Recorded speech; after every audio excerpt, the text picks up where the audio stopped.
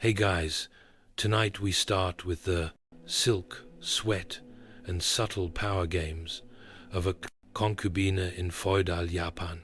Imagine being trained your entire life to master the fine art of sex, walking, sighing, and seducing a daimyo with the exact angle of your wrist. So, before you get comfortable, take a moment to like the video and subscribe, but only if you genuinely enjoy what I do here. And let me know in the comments where you're tuning in from and what time it is for. Do you? It's always fascinating to see who's joining us from around the world. Now, dim the lights, maybe turn on a fan for that soft background hum, and let's ease into tonight's journey together. Dawn arrives with all the subtlety of a polite knock. No roosters, no fanfare, just the faint glow through rice paper, doors, and the soft shuffle of servants pretending they aren't judging your futon posture.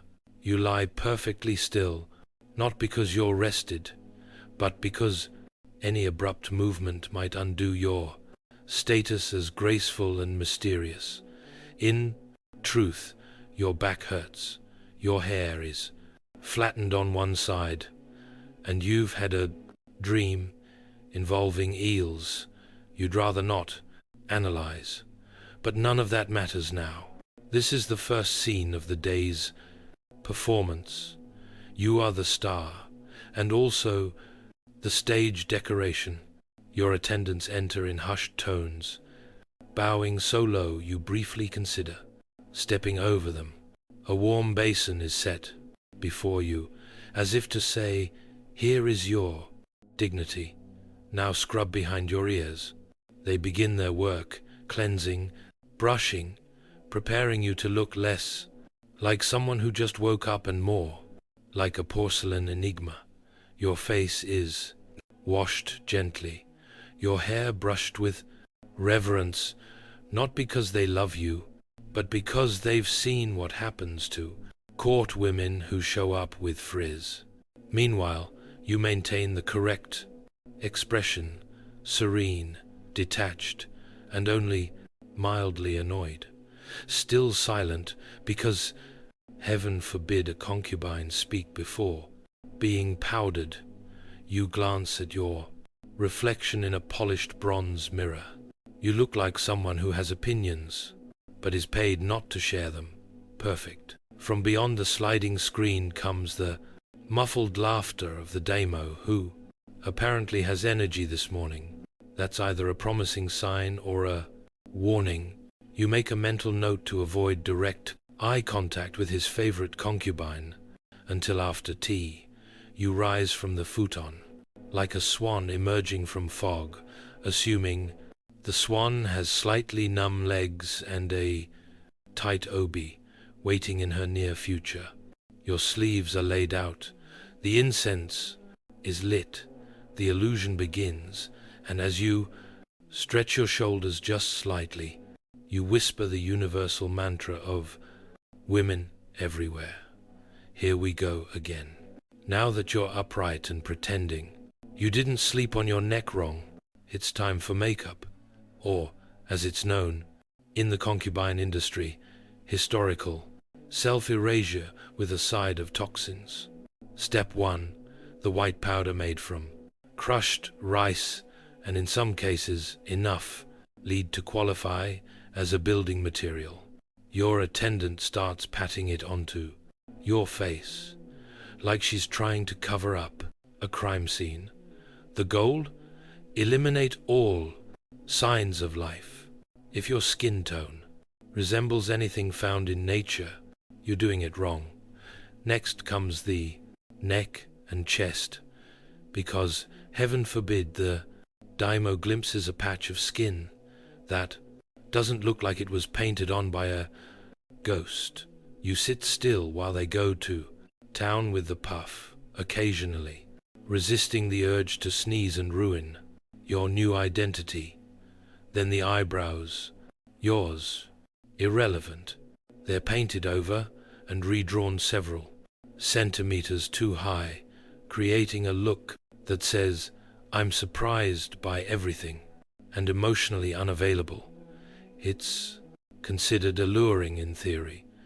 Now the lips. You'd think they'd be fully painted, but no, just a dainty little red blob in the middle. It's supposed to look demure. Instead, it looks like you kissed a plum and ran away. But you nod, approvingly anyway, because this is how tradition works. If it feels strange and mildly unflattering, you're probably doing it right. And finally, the piesta, resistance, teeth blackening. Yes, really, a sticky iron paste is carefully brushed onto your teeth, making your smile look like it's been censored. Supposedly, this signals that you're off limits. In practice, it only confuses people and gives you one more reason not to grin. Too often, throughout this whole ordeal, you sit like a statue being vandalized by a very polite team of artists. You do not move. You do not comment. You certainly do not ask, "Is this really necessary?" The answer is always yes, not because it makes sense, but because it's been done this way for centuries, and no one wants to be the first to blink. By the end, you look like a painting come to life. If the painting was done by someone who hated skin and liked drama after being powdered into an emotionally distant kabuki mask, it's time to get dressed. And by dressed, we don't mean slipping into something comfortable. We mean willingly entering a fabric-based endurance challenge. Step 1. Underlayers. These are the breathable cotton pieces meant to stop your fancier garments from fusing with your soul during summer. They do not succeed, but at least they give you the illusion of ventilation. Next come the inner robes, decorative, symbolic, and entirely unnecessary, except that they're absolutely required.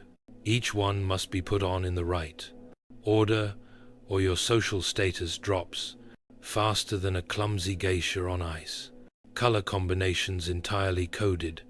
For example, dark red over pale green means elegant but mysterious, while white over gold says, "Please don't talk to me before tea."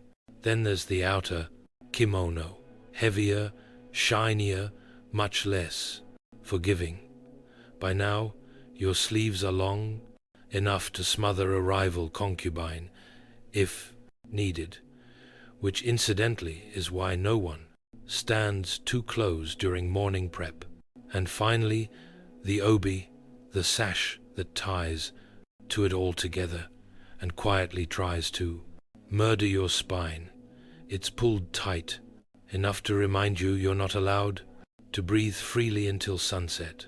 A well-tied obi can say many things: refinement, poise, and the quiet desperation of someone one sneeze away from full collapse. You don't dress yourself, of course.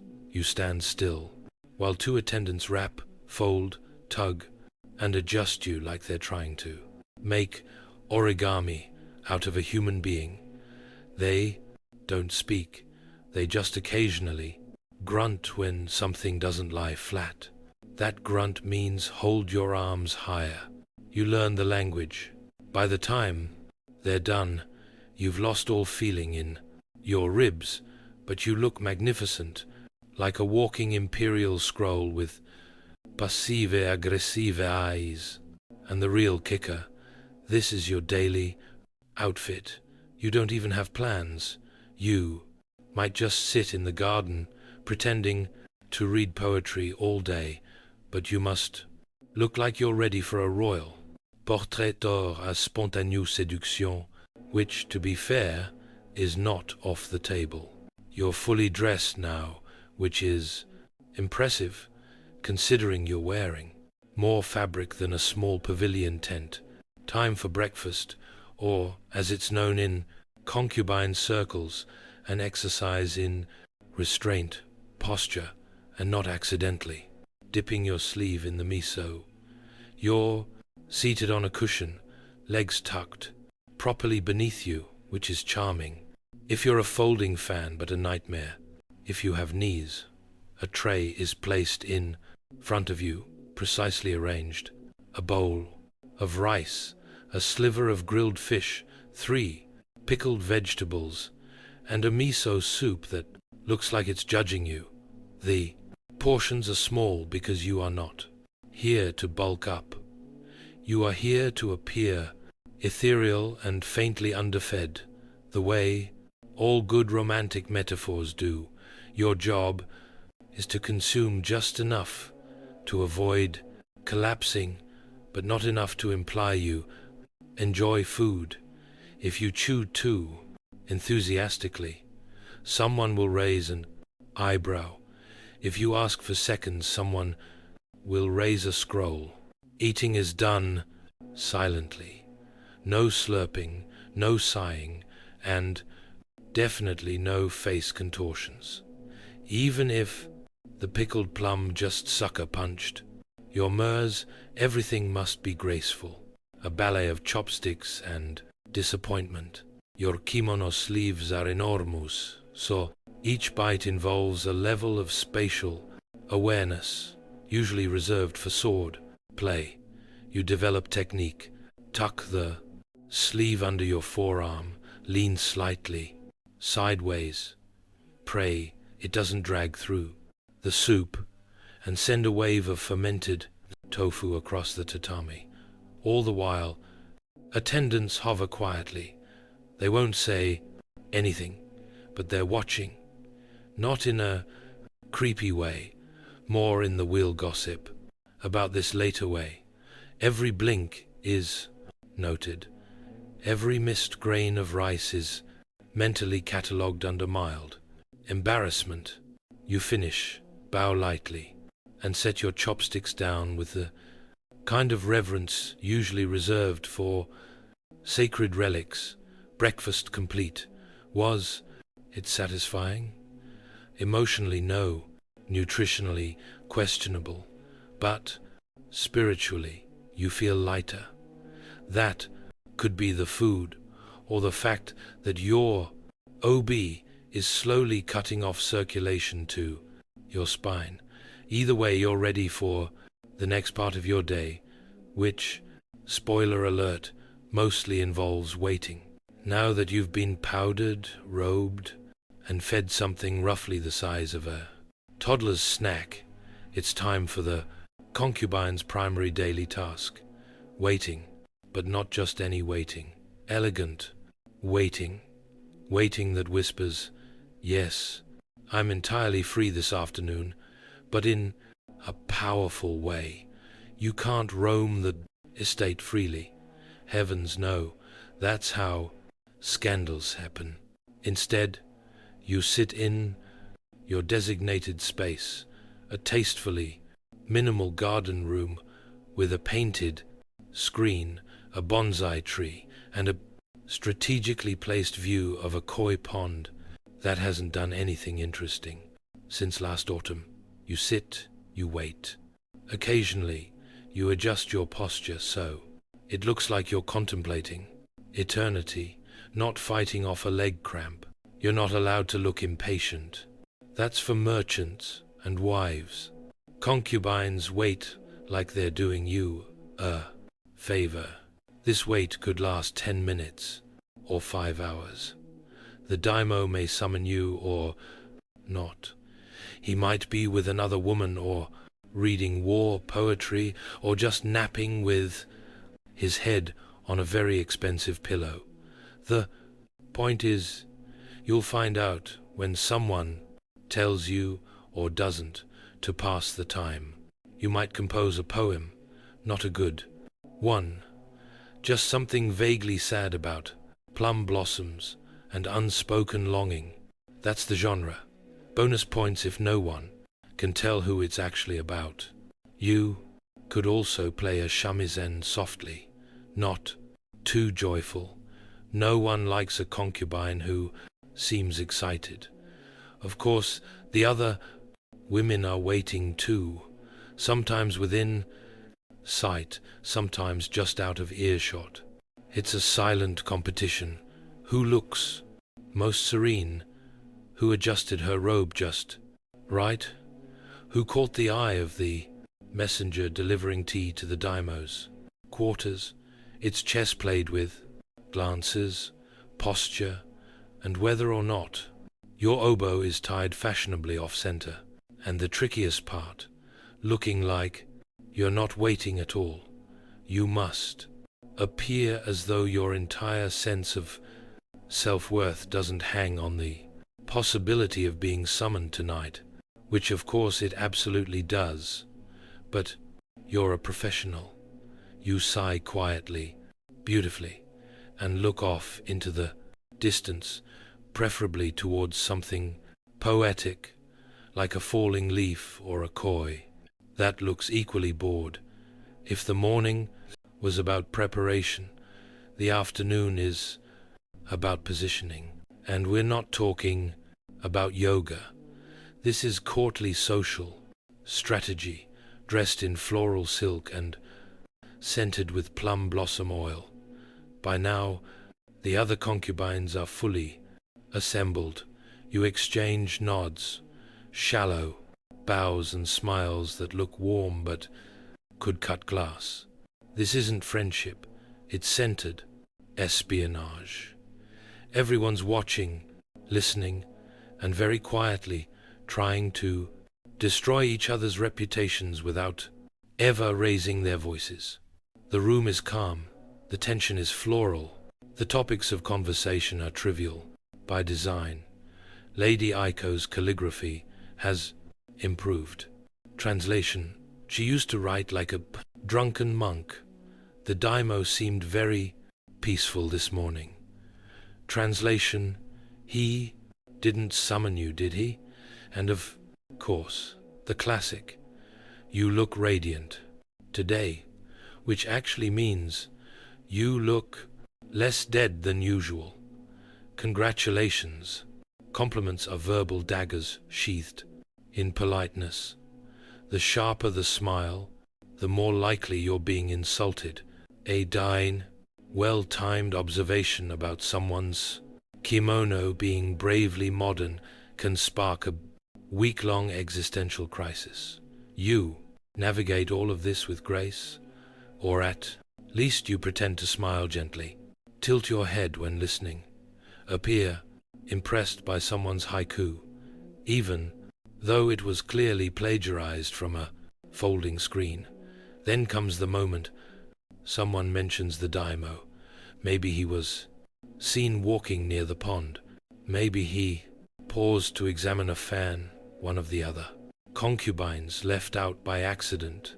The room becomes still, but casually. Still, like no one's definitely panicking on the inside. This is when the performance deepens. You must seem interested in him, but not too interested. Confident, but not cocky. Available, but untouched. It's like trying to be a dessert that everyone wants, but no one's sure is safe to eat.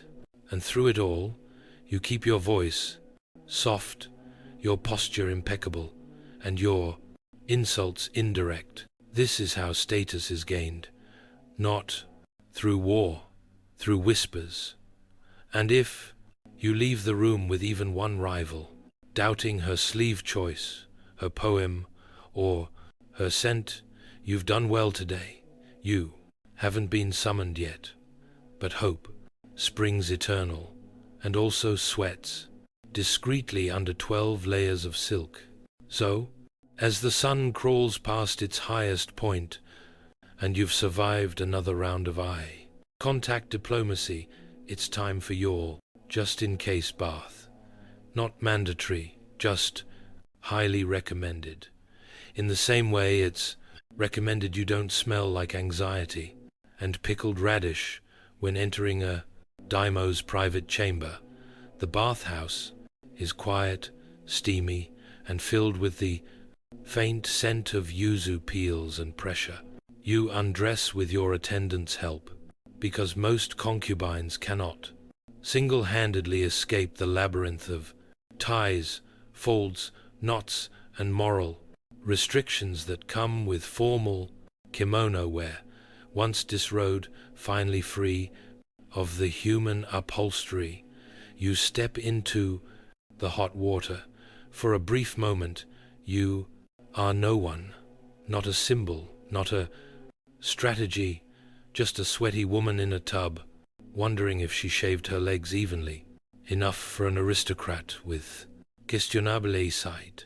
You scrub, but not aggressively. There's a technique to this. You want to be clean, not desperate. A light scent is applied. Nothing too floral. You're not trying to smell like a geisha with something to prove. Just alluring enough to imply you own your own fan. Hair is re-oiled. Skin is dusted. Feet are checked for calluses. Because yes, even your heels must be ready for inspection by men who haven't clipped their toenails since the last rice harvest. And all this might be for nothing.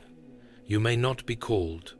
You may go back to your quarters and reapply all your powder just to sit perfectly still while composing emotionally vague poetry about ducks. But if he does summon you, and you show up smelling like stress and raw tofu, scandalous, so you bathe, you prepare, you become soft and subtle and ever so mildly flammable with incense. Oil, because being ready is part of the game, even if the invitation never arrives. And besides, the best revenge on the other concubines, looking better than they do while not even trying. It doesn't happen with trumpets. There's no scroll unrolled by a herald, no dramatic gong. The summons, when it finally comes, arrives the way most terrifying things do in high society. Politely, a soft knock, a bowed messenger, a single phrase. His lordship requests your presence. Translation: you've been chosen. Also, you have 20 minutes to mentally prepare, repowder, and spiritually detach. Your attendants spring into action. You, meanwhile, attempt to look neither smug nor nauseous. After all, this is a compliment, possibly. It could mean he favors you, or it could mean his favorite is annoyed with him, and you're the understudy. Either way, tonight you're on stage.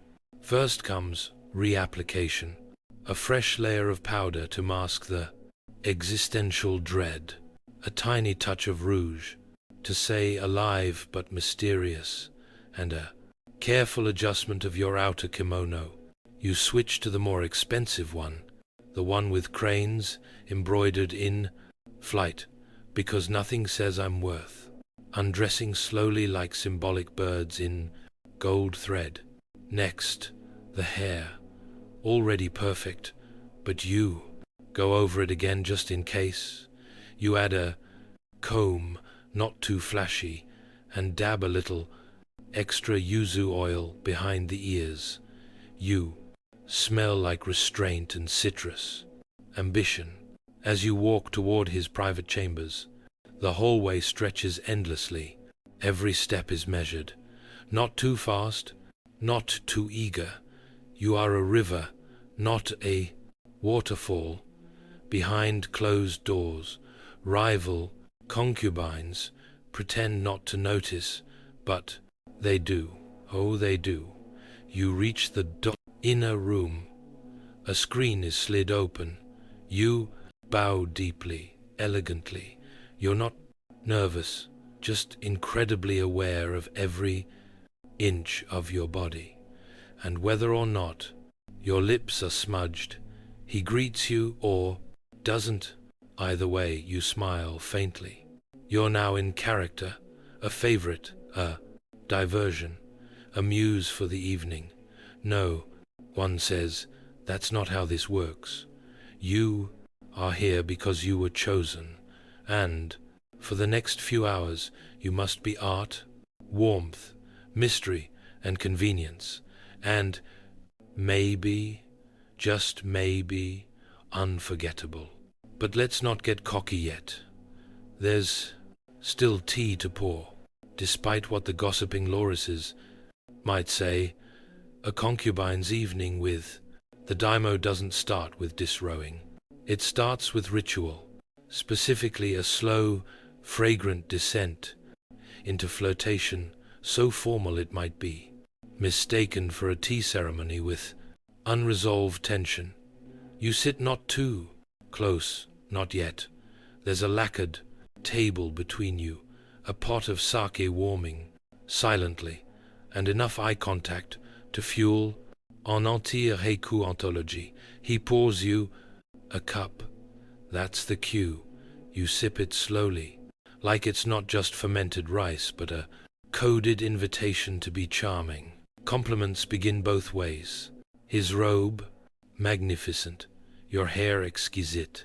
No one mentions that you both know exactly how this night ends, but it's part of the charm to pretend otherwise. Conversation drifts. Poetry, dreams, sometimes a story about a hawk he once saw that looked like destiny. You nod, intrigued, and not just because his hand is inching closer. You've heard the hawk story 3 times, but that's not the point. The point is tonight you're the muse, even if you're also the well-trained performer. There might be music, maybe a soft melody on the shamisen, not played by you, of course. You're busy holding the room's attention, like a delicate fan, open, mysterious, and possibly sharp-edged. Now comes the touch, light at first, a hand brushing yours, a compliment about your scent, carefully phrased to imply admiration, not obsession. If he's in a poetic mood, he might compare you to a plum blossom caught in snow. If he's tired, you might get, you look nice tonight. Either way, you smile and bow your head, like he just recited love from Mount Fuji itself. Eventually, the formality fades. The table is moved. The lights dim, the screen doors close, and you rise slowly, of course, to follow him into the adjoining chamber. This is not transactional. This is theater, and your role to be everything at once, desirable, graceful, compliant, and memorably alluring without ever seeming like you were trying. No pressure.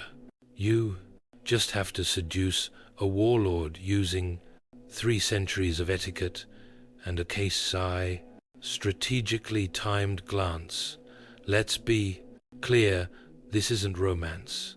This is a government-approved performance, featuring 2 leads, 0 dialogue, and a strong supporting cast of expectations.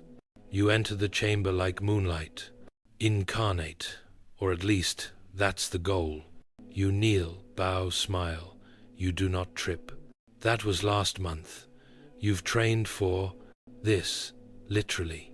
Months of lessons on posture, touch, breath control, and facial expressions that say, yes, I'm enjoying this without ever crossing into anything as vulgar as honesty. The futon is simple. The bedding is clean. The air is scented with incense. That promises serenity, though what it really offers is a faint tickle in your nostrils and the urgent need not to sneeze.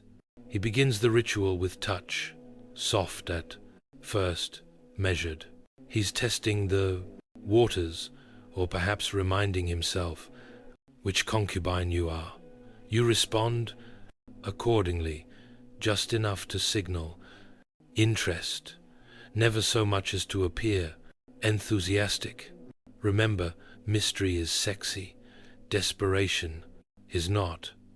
There's no conversation that ended with the poetry. This is about presence. You're both in character. Now, he, the powerful lord, you, the willing flower, who conveniently just bloomed tonight. You move the way you were taught, gracefully, precisely, as if choreographed by someone who's never actually been in love, but read a lot of poetry about it. You make all the right sounds at all the right times, not too loud, not too silent, just enough to let him know he's doing well. Even if you're mentally reorganizing your poetry scrolls, eventually it ends, either in triumph or in what you will later refer to as a gentle fade out. He may say something, he may not. You smile either way. You rise, redress, and bow, carefully hiding the pins that left indentations in your scalp and the cramp that started somewhere in Act 2. And then you leave. You do not look back. You do not profileve. Ask how it was. You do not ask if he remembers your name, because this was not for connection. This was for position, and tonight you had it for now. He's asleep, sprawled out across the futon, like a man who's just conquered a province and not, say, fallen asleep immediately after moderate effort. You lie beside him, eyes open, spine straight, mind racing, not because you're overwhelmed with emotion, but because this part, the afterglow, is where the real mental gymnastics begin. Did you do well? Was your hair still in place? Did he like the part where you tilted your head just so?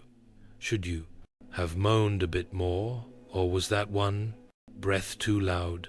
These are the questions you won't ask, but will obsessively review, like a general analyzing battlefield losses. You can't move yet? Leaving too soon seems cold. Staying too long seems clingy.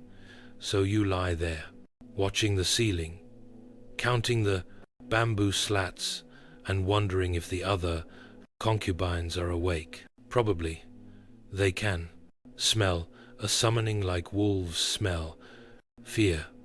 The silence is heavy, not unpleasant, just full of unsaid things, unasked questions, and the faint hope that you've earned yourself a slightly better breakfast tray tomorrow.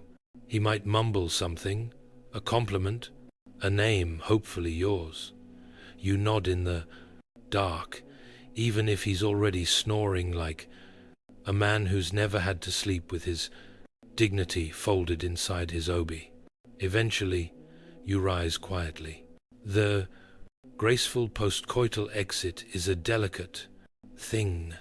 You gather your robe, tie your sash, and straighten your hair just enough to look like a woman who glows from mystery, not sweat. There's no one in the corridor, but you walk like they're all watching, because in this place they always are. Your footsteps are soft, your face is neutral, your heart tucked away, locked up behind your very best performance yet. You return to your quarters. Someone has already lit the lamp. The tea is warm. You drink it without tasting it. You sit down alone, and only then do you exhale. You don't know if tonight meant anything.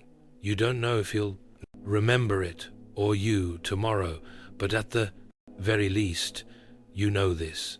You were chosen, and in this world, that is currency. Even if it only lasts until sunrise, you wake up early again, not because you're refreshed, but because concubines don't get to sleep in. That's for wives or men, or mythical creatures with no political rivals.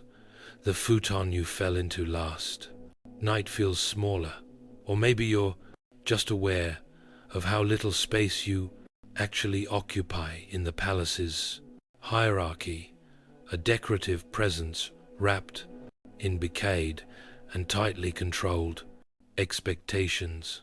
Your attendants enter, eyes politely, avoiding yours. No one says anything about where you were last night, but they all know. The scent of incense lingers faintly on your skin, and your hair is only slightly messier than the standard unapproachable cloud of perfection look. They begin the process, a new powder, comb, fold, reconstruct the masterpiece. That is your public face, which is remarkably similar to yesterday's masterpiece, with the only real difference being your increased awareness of how exhausting beauty actually is.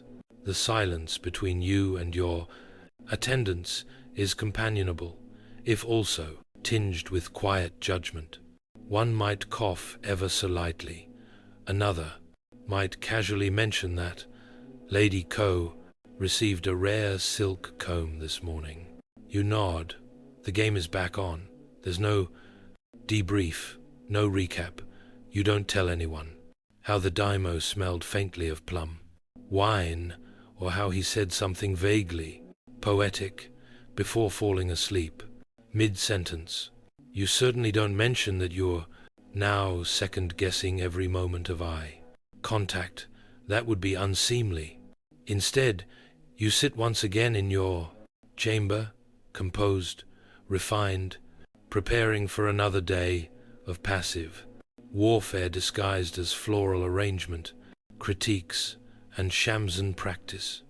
You sip tea, you write half a poem, you stare at a crane outside the window and wonder what it feels like to fly away from all of this while wearing only one layer of clothing. By now, news will have traveled. Everyone knows you were summoned. Everyone is recalculating, including you, because that's what being a concubine really means. Balancing emotion with calculation, intimacy with strategy, and desire with absolute silence. You smooth your sleeve. You breathe. Today, you are not the favorite, but you are still in the game. And in this palace, survival looks an awful lot like stillness in silk. You don't need ears to hear gossip in a palace. You just need functioning intuition and a decent understanding of passive-aggressive phrasing.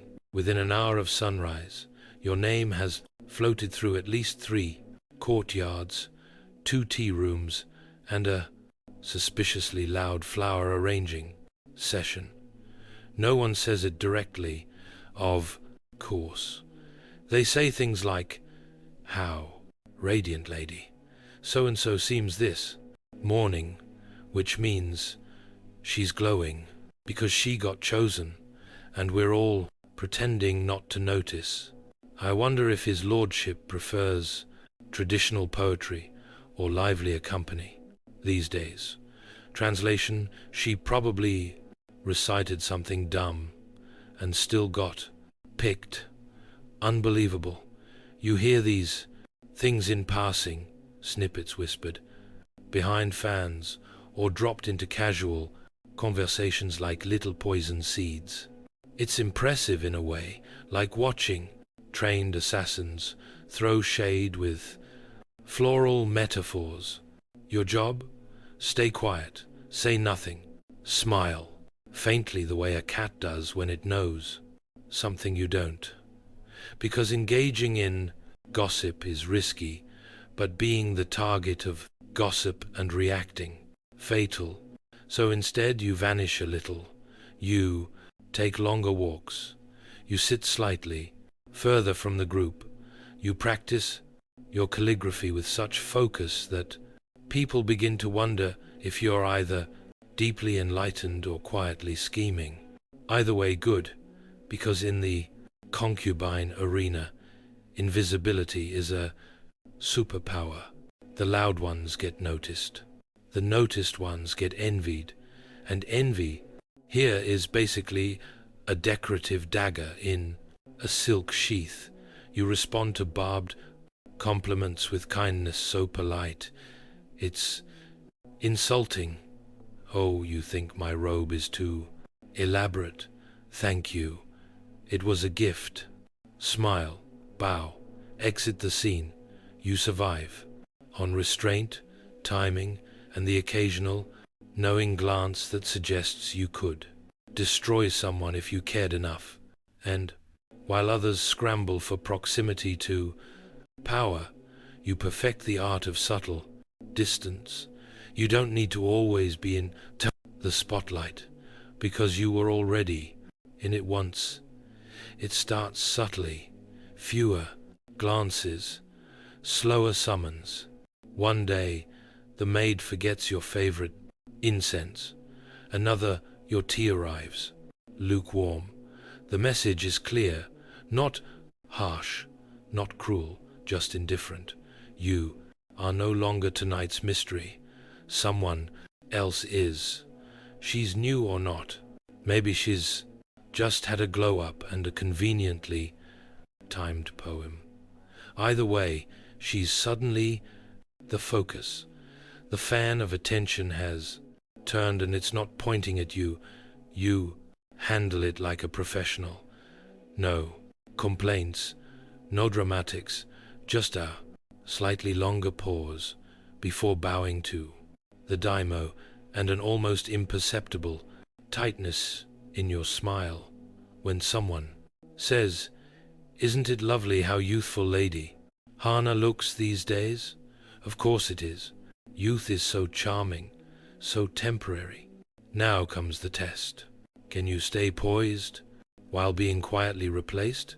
Can you fold your hands and compliment your successor's hairpin while mentally calculating how long she'll last before she trips over her own ambition? This is the unspoken part of the job. Not just being chosen, but being unchosen gracefully.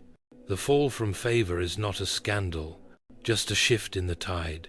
You're still in the palace, still dressed like a painting, still performing, but the spotlight has moved, and now you have to survive in the shadows.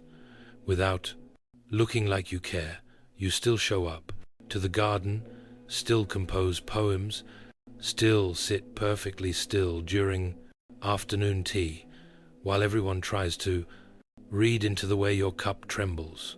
But the truth is, you do care. Of course you do.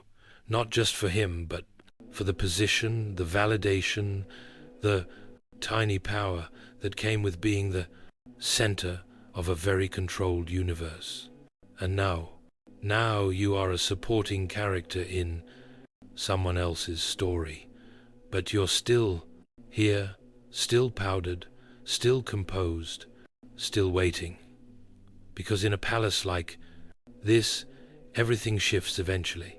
Fortunes, fashions, favorites, all it takes is a wrong word, a broken fan, or a poetic metaphor about rain that sounds a little too personal. So you wait, not bitter, just patient, because if favor can fade, it can also return, and Yuvlijao be ready when it does. Eventually, the paint comes off, not just the white rice powder you wear like armor, but the performance, the posture, the careful pauses between each word. At some point, whether it's years later or just a moment in solitude, you catch a glimpse of yourself without the costume. And the strange thing is, you're still there. Beneath the layers of fabric, reputation, jealousy, poems, and politeness lives a woman who remembers everything. The first summons, the first compliment, the first time she realized she was no longer the favorite. You've played every part: muse, rival, mystery, shadow. You've smiled through rejection and composed haiku while quietly planning your emotional survival. And what do you have to show for it? A spine stronger than your obi, a memory sharper than any court gossip, and an entire palace of women who either fear you, envy you, or quietly hope they age half as well as you have. Because here's the secret no one talks about: concubines age. They fade, but they also endure.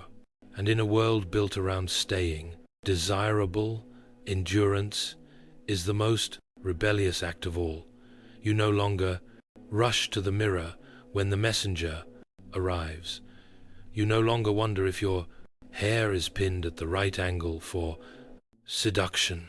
Some days you skip the full makeup ritual and just sit by the koi pond, because sometimes watching fish do nothing feels more honest than trying to look like a poem.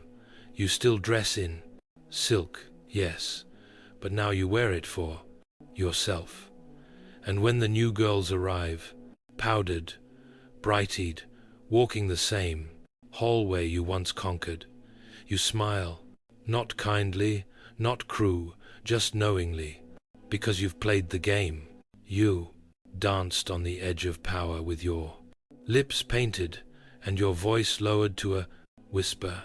And you're still here, still graceful, still dangerous in silence. What remains when the paint wears off? You do. And that's more than anyone ever expected.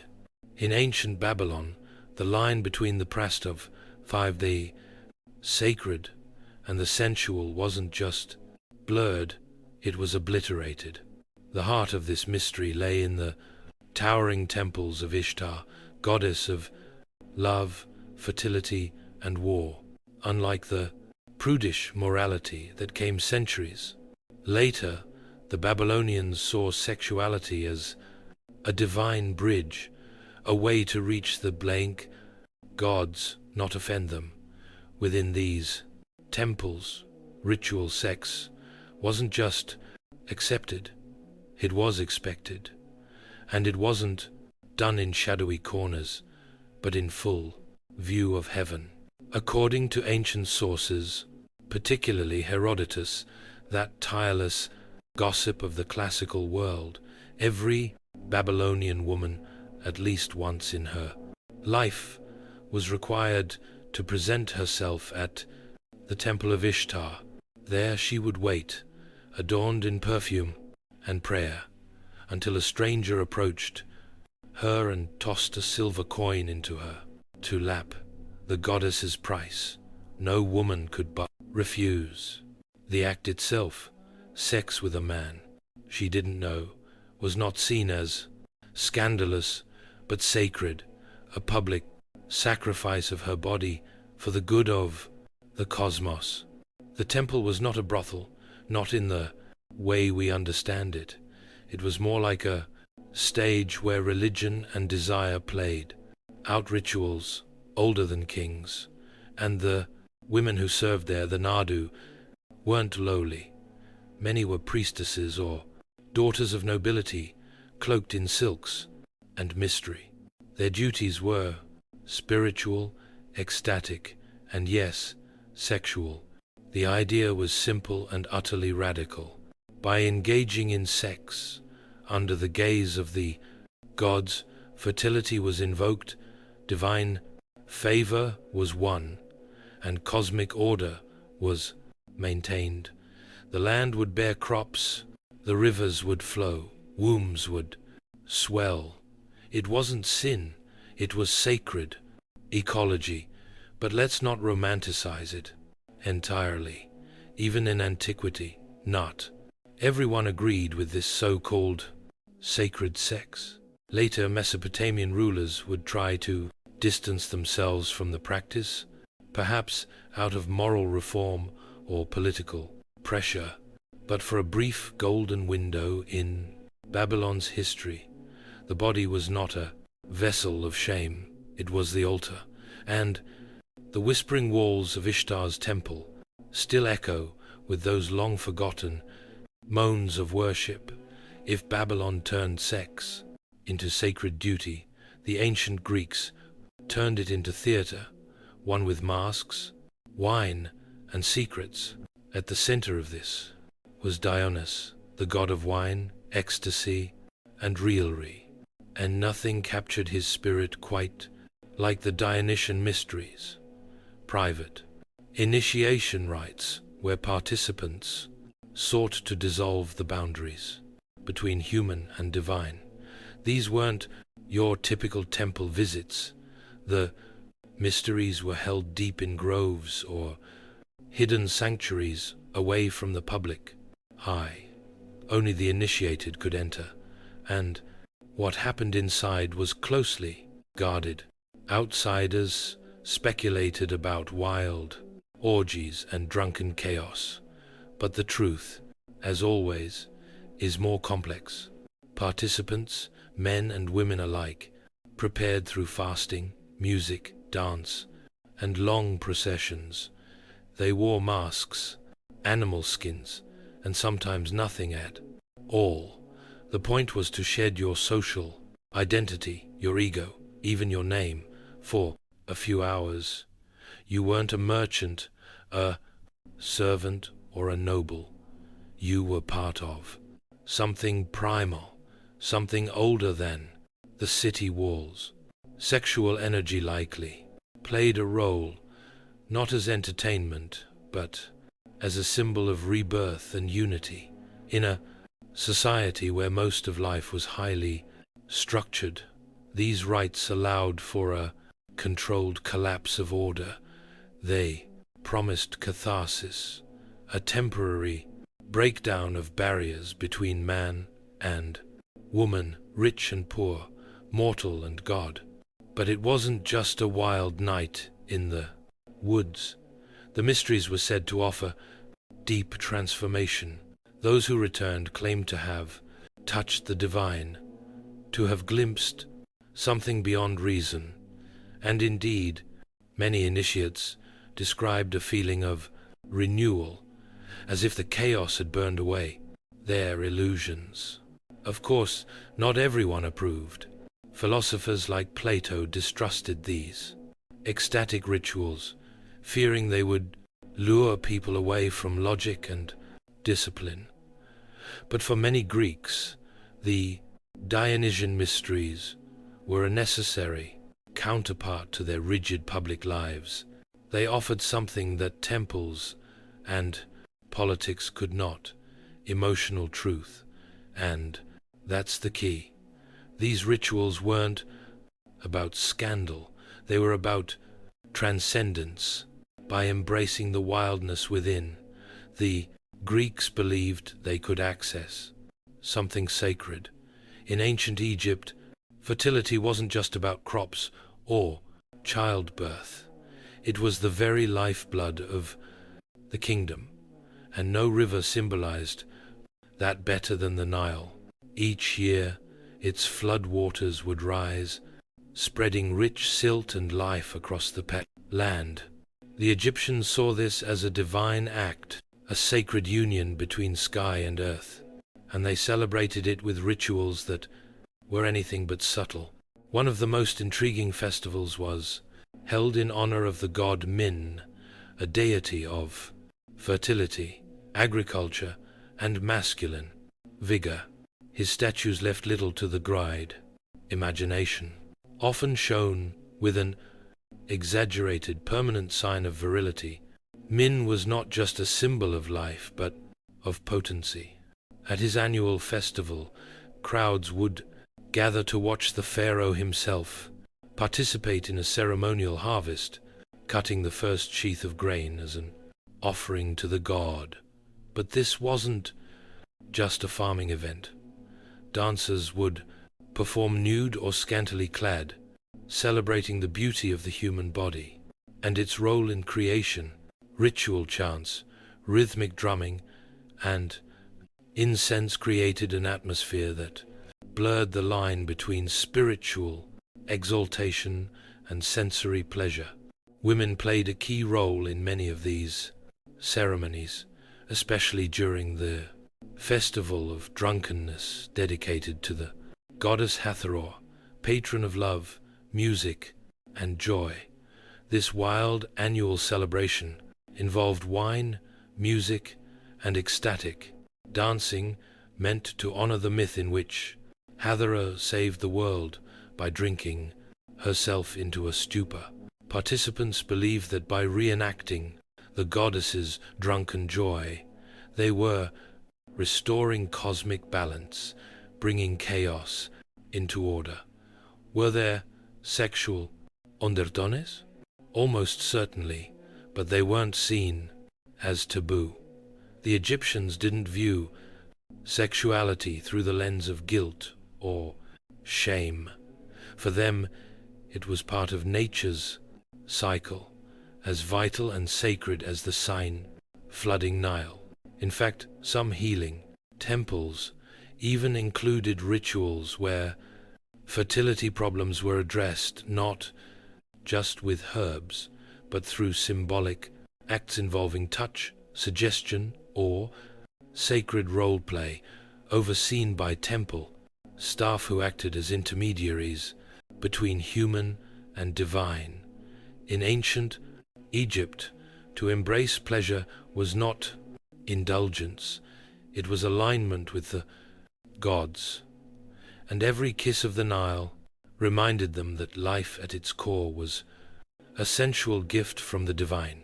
Ah, Rome, where even chaos had structure, and nowhere was that more evident than in Lupercalia, the annual fertility festival held each February beneath the Palatine Hill. What began as a wild rural rite in honor of shepherd gods morphed into one of the strangest public celebrations in Roman history. One part purification, one part party, and more than a little bit of provocative theater. The ritual honored Luperus, a god associated with fertility and the protection of livestock. But the origin myth went deeper.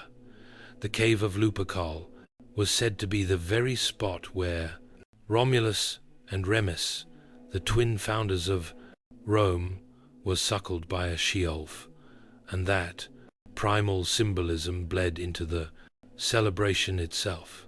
At the heart of the festivities were the Luperi, a group of young men chosen to represent wild, untamed energy, clad in little more than goat skins or sometimes nothing at all.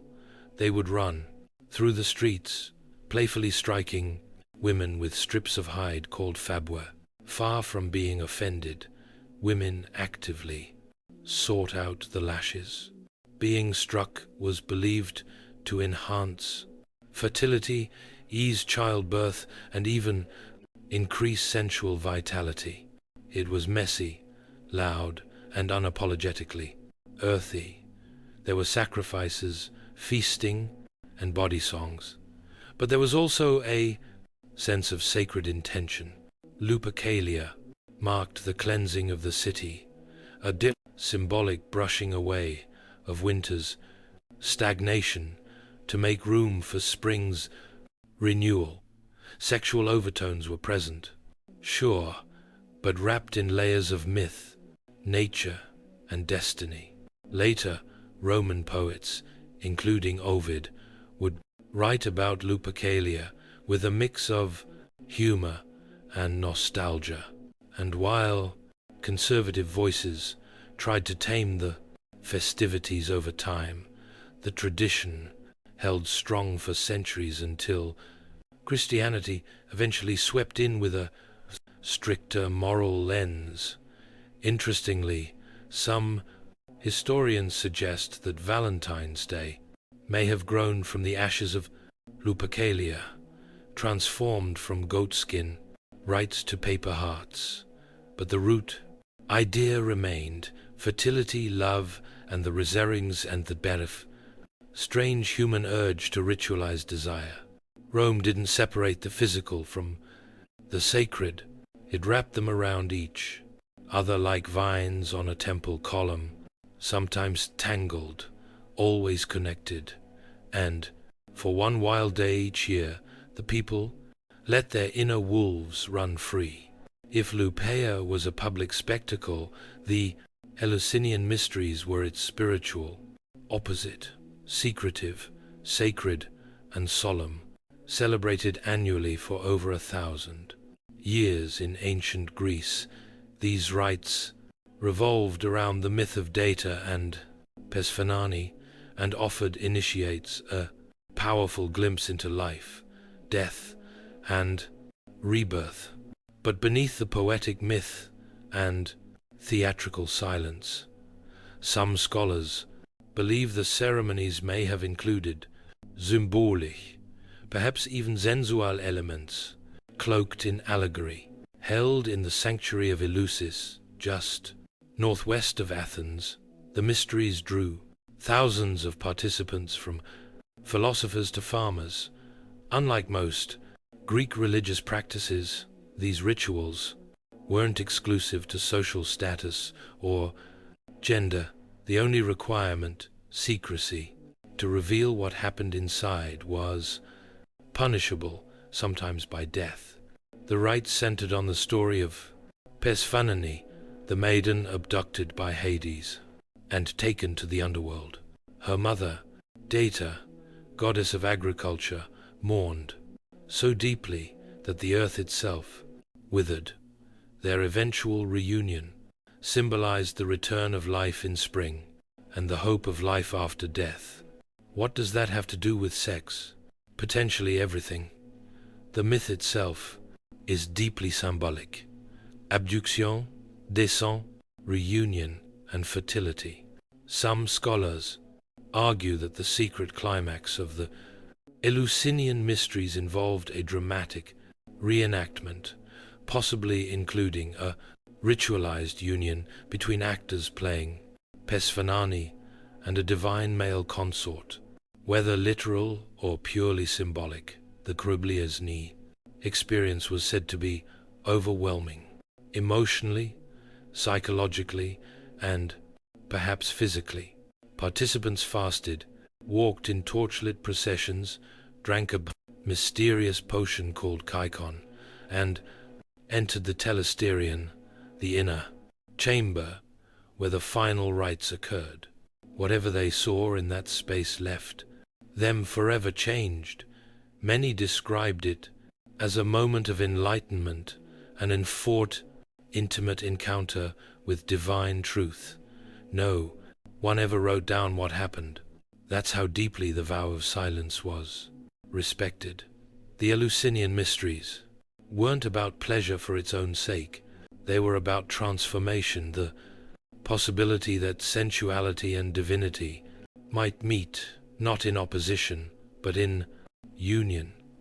In a world where death was a constant presence, Eleusis offered hope that perhaps through darkness came light, through descent return, and through sacred union, eternal renewal. While Western rites often wrapped sensuality in myth or secrecy, ancient India took a more direct and more spiritual approach. Enter Tantra, a complex, often misunderstood tradition that regarded sexual energy not as a sin but as a sacred force, a divine spark that, if harnessed properly, could lead to enlightenment. Tantra is not a single religion or doctrine.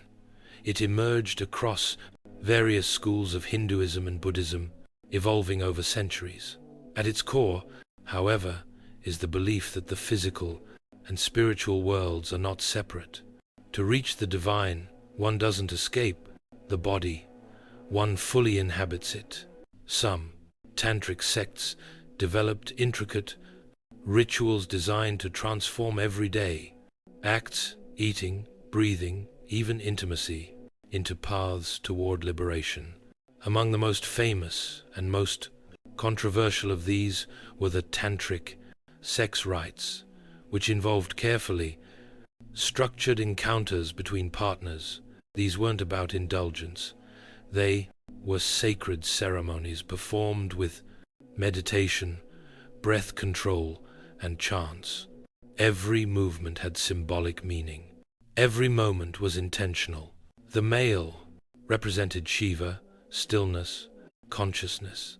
The female embodied Shakti, energy, creation. Their union mirrored the merging of opposites, the eternal dance between chaos and order, spirit and matter. The goal wasn't pleasure, but transcendence, a glimpse of divinity through the lens of desire. But let's clear up a common myth. Not all Tantra involved sexual rituals. In fact, most tantric practices were deeply aesthetic. Chanting, visualizations, yoga, and intense focus were central. The sexual aspect, when present, was just one doorway among many, and often shrouded in layers of symbolism that made its meaning difficult to decode. That said, some texts like the Kama Sutra, often mistaken for a mere manual of positions, were rooted in the same worldview. Pleasure wasn't condemned. It was studied, refined, and placed within a larger spiritual system. In medieval temples such as Khajuraho and Konark, sculptures of intertwined lovers adorn the stone walls, not as decoration, but as declaration. The path to the sacred runs through the senses. To ancient tantrics, desire was not a distraction, it was fuel, and when lit with wisdom and reverence, it could burn a path straight to the heart of the universe. Before Babylon, before Egypt's golden dynasties, there was Sumer, one of the world's first civilizations, and in its bustling temple complexes, particularly in the city of Uruk, the roots of sacred sexuality were already growing. At the heart of it all was the goddess Inanna, later known as Ishtar, and her enigmatic priestesses, women, whose bodies were vessels for divine power. These women were not ordinary prostitutes. They were known as hierules, sacred servants. Their sexuality was ritualized, honored, and seen as part of the cosmic order. In Sumerian texts and hymns, Inanna is described as a passionate, sensuous deity who celebrated love, fertility, and pleasure. Her temple ceremonies reflected this ethos, the merging of the spiritual and physical into a single, holistic form of worship. One of the most fascinating rituals believed to have taken place was the sacred marriage rite. Each year during the New Year festival, the king of the land would symbolically marry the goddess through a high priestess. The ceremony involved music, offerings, poetry, and according to many scholars, physical union. This wasn't seen as mere spectacle. It was the centerpiece of the city's renewal. By reenacting the goddess's divine union with her lover, Dumuzi, the king was legitimized, the crops were blessed, and the cycle of life was renewed. Even outside this major event, sacred sexuality was part of the rhythm of temple life. The priestesses of Inanna were trained in music, dance, incantation, and the arts of love. For those who sought spiritual purification or divine favor, union with a hieroglyph was thought to bring healing, insight, or fertility. It was a rite, not a transaction. The role wasn't without complexity.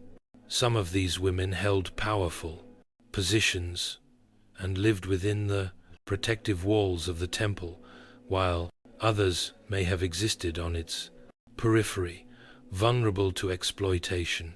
Over time, the sacred faded, and later empires painted these practices in less favorable light, collapsing the divine into the profane.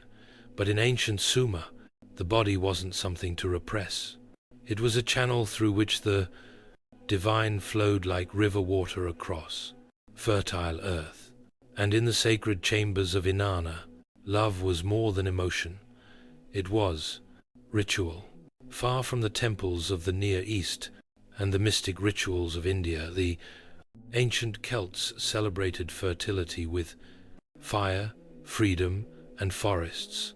Their sacred festival was called Beltane, held on the eve of May, a liminal time between spring and summer, when the boundaries between the natural and supernatural blurred. It was a celebration of life, growth, and desire, and it was anything but modest. The Celts believed that the world pulsed with spiritual energy.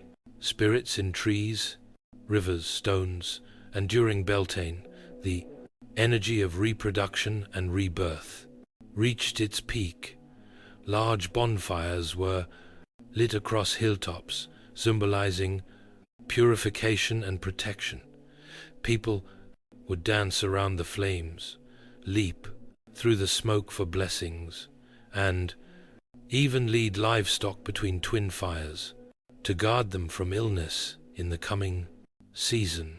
But it was what happened after the fire, light dimmed, that gave Beltane its legendary reputation. Unmarried men and women would venture into the woods together for what was known as greenwood marriages.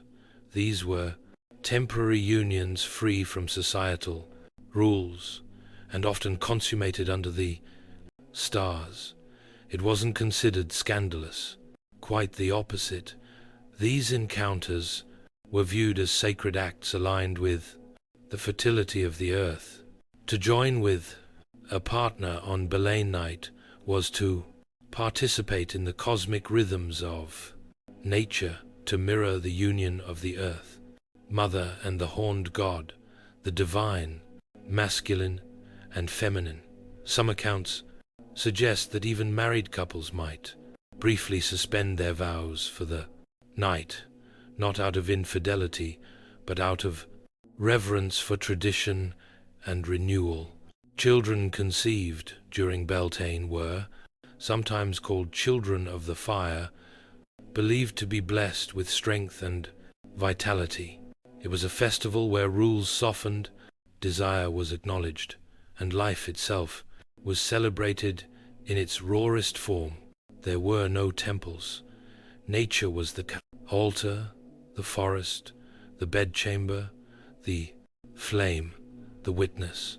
With the arrival of Christianity, many of these practices were condemned or suppressed, but echoes of Beltane survive in modern May Day.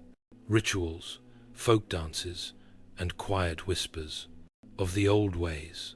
By the time Christianity spread across Europe and the Near East, the sacred sexuality of the ancient world faced a quiet extinction. What had once been ritual performed in temples, forests, and festivals was increasingly rebranded as sin. The body, once seen as a vessel of divine energy, was recast as a source of temptation. Pleasure became something to be resisted, not revered, but the shift didn't happen overnight. In its earliest days, Christianity wasn't yet the institutional power it would become. It grew in the margins, among mystics, ascetics, and radical thinkers. Some of these early sects, like the Gnostics, held beliefs that echoed older spiritual systems. They saw the physical world including sexuality as a metaphor for higher truths. Some Gnostic texts even framed the union of male and female as a mirror of the divine unity between spiritual opposites, reminiscent of tantric ideas from India, or the symbolic marriages of Sumer. One particularly mysterious sect, known as the Carpathians, reportedly practiced spiritual rituals that included physical union, believing that true enlightenment required experiencing all things, including desire, without shame or fear. These fringe communities were quickly labeled heretical by the emerging church, their writings destroyed or buried. But hints remain in dusty codices, gospels excluded from the Bible, and the quiet survival of old symbols repurposed for new dogma. As orthodoxy tightened its grip, rituals of sacred sexuality were driven underground, temples were razed or converted, festivals like Belter were rebranded or forbidden, the sacred prostitute became a sinner, the sensual mystic became a heretic. But people being people, and one remembered in secret, in story, in symbol. Medieval mystics like Hildegard of Bingen wrote of divine ecstasy that sounded suspiciously physical. Visionaries described spiritual rapture, using the language of union and passion. Even saints, in their moments of closest communion with God, often used metaphors that blurred the line between body and spirit. And so the sacred didn't vanish, it transformed. What began in the groves of Eleusis, in the chambers of Inanna, and in the forests of the Celts, never truly died. It went underground, into poetry, into dreams, into memory, because while temples can be destroyed and rituals forbidden, the human longing to merge the physical with the divine, that's eternal. In the shadowed corridors of ancient Athens, where reason was supposed to triumph over vengeance, poison was handed down in a cup. In 399 BCE, the philosopher Socrates, one of the most influential minds in Western thought, was sentenced to death, not by sword, nor by exile, but by hemlock. It was a strange trial from the start. Socrates, a man who owned no property, wrote no books, and claimed to know nothing, was accused of corrupting the youth and introducing new gods. In truth, he had become a thorn in the side of the Athenian elite, questioning authority, mocking self-proclaimed wise men, and teaching his students to do the great put have a creed. Same. His very method, asking relentless questions, was seen not as education, but as sedition. The court offered him alternatives. He could suggest a lighter punishment, a fine, exile, anything, but Socrates, as stubborn in death as in life, refused to beg. Instead, he proposed something absurd, that he be rewarded for his service to Athens. The jury was not amused. The sentence, death by hemlock. Hemlock was no dramatic assassin's blade. It was clinical, efficient, a slow paralysis that began in the limbs and crept upward until it reached the heart. No blood, no screams, just silence. On the final day, surrounded by friends and students, Socrates was cheerful. He bathed, said goodbye to his children, and took the poison with calm resignation. As the cold numbness reached his legs, he continued to speak about the bruisance, immortality of the soul, discussing death not as an end but as a transition. His followers wept. Socrates did not. He died with his mind intact, a final lesson in control, conviction, and principle. He could have escaped. His supporters had arranged it. But he chose to obey the law, even the unjust one, believing that undermining the city's order would do more harm than his death. And so Athens rid itself of its greatest critic, not with chains or torture, but with a cup of tea brewed from a lethal root. In killing Socrates, they didn't silence him. They made him immortal. Hemlock didn't stop his voice. It amplified it through time. When you think of Cleopatra, you likely picture the seductress queen draped in silk, whispering Latin to Julius Caesar and Greek to Mark Antony. But beyond the politics and poetry, Cleopatra was also a student of science, particularly toxicology. She wasn't just beautiful, she was dangerous in ways few suspected.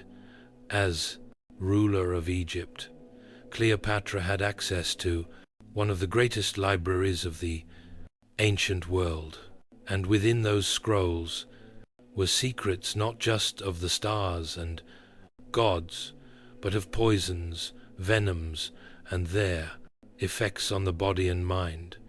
She reportedly maintained a personal laboratory and even conducted experiments on prisoners, testing various concoctions to observe which toxins killed quickly, which caused agony, and which left no trace. She wasn't cruel for the sake of cruelty. In her world, poison was politics. It was preparation. Cleopatra didn't trust blades or battles to do the job, when a drop of venom could be faster, quieter, and more precise. Assassination by poison was the scalpel in the toolkit of rulers, and Cleopatra was a surgeon. She studied nightshade, strychnine, hemlock, and ate. She experimented with mixtures of snake, venom, and herbs.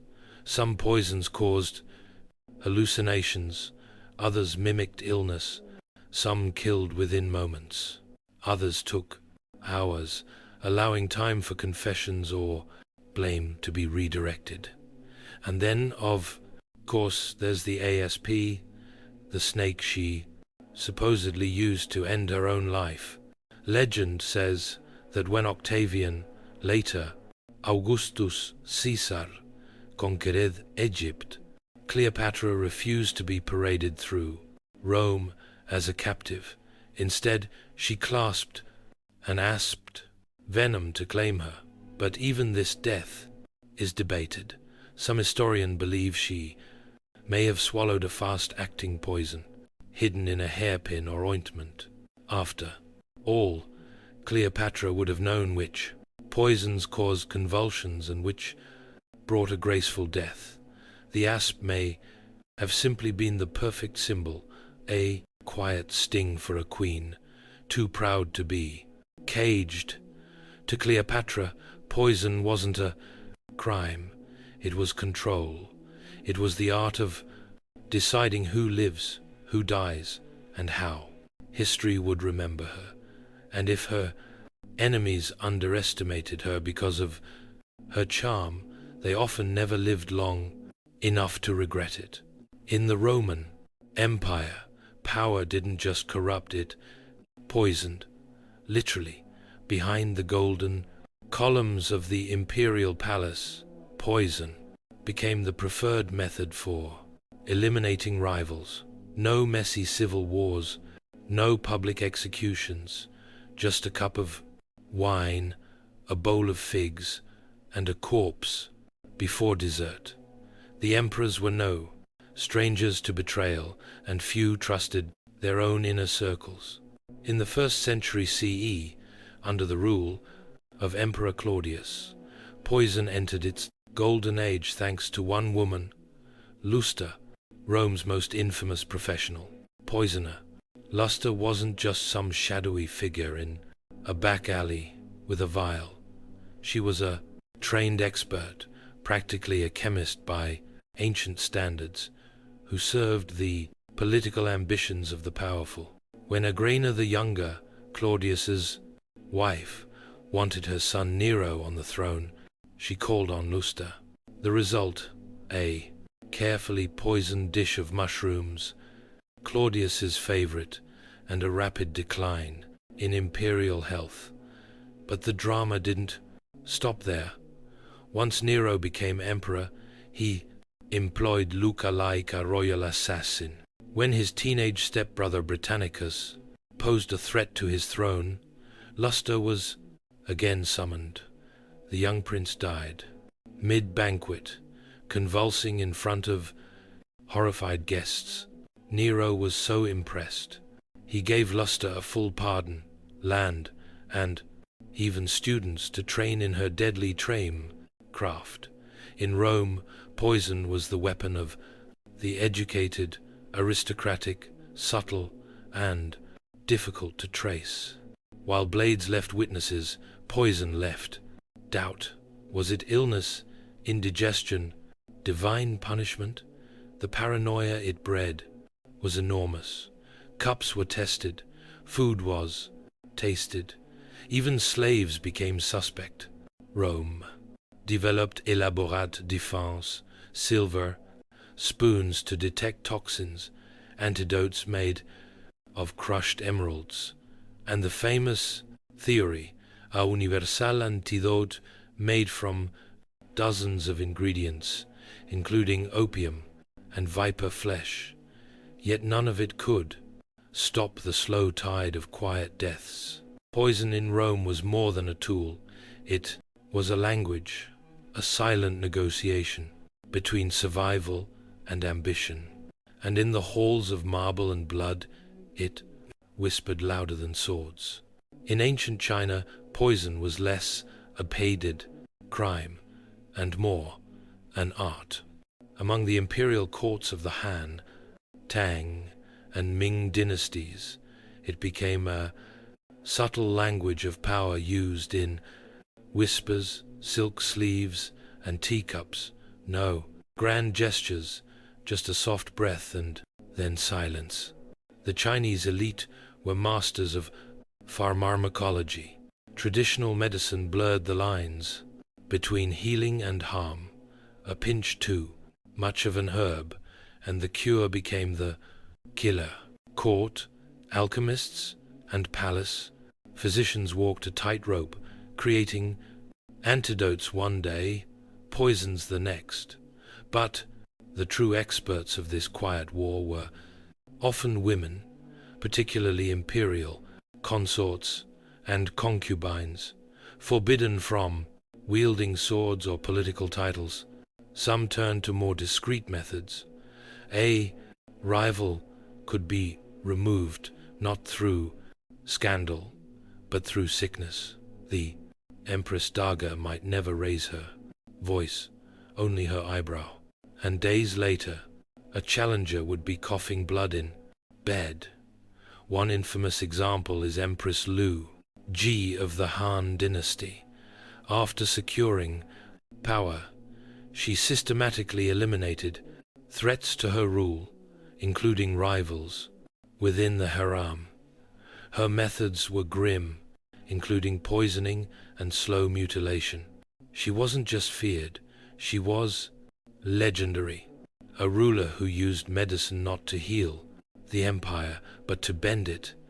Even beyond the palace walls, poison was a feared political weapon. Assassins of secret societies like the Five Poisons sect were rumored to coat blades with toxic herbs, or slip lethal tinctures into ceremonial wine. Poison wasn't just effective, it was theatrical, a statement. It said, "I can reach you even here."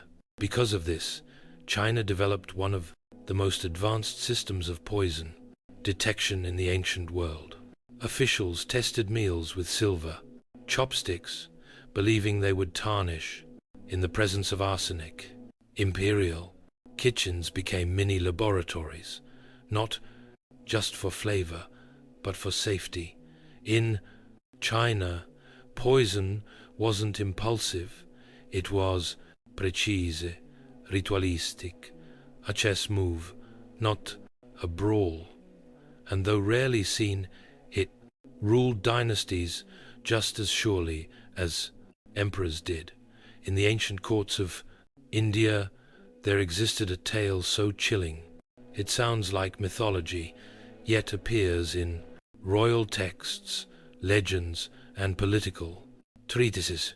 These were the Vishakanas, or poison maidens, women whose very bodies were said to be lethal, not because they carried daggers, but because they were the dagger.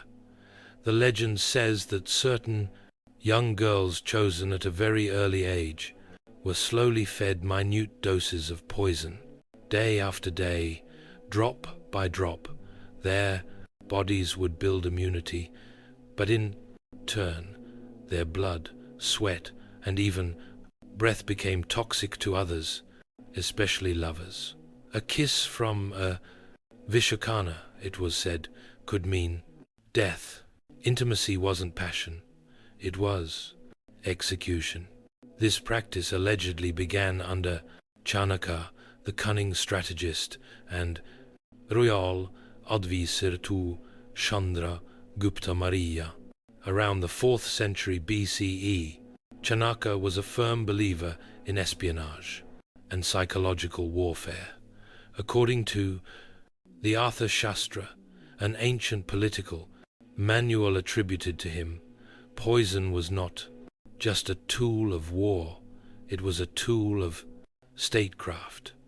Enemies could be seduced and slain without raising a single sword. Were the Visha real? That's still debated. Some scholars think they were metaphorical symbols of seductive danger or cautionary tales against courtly temptation.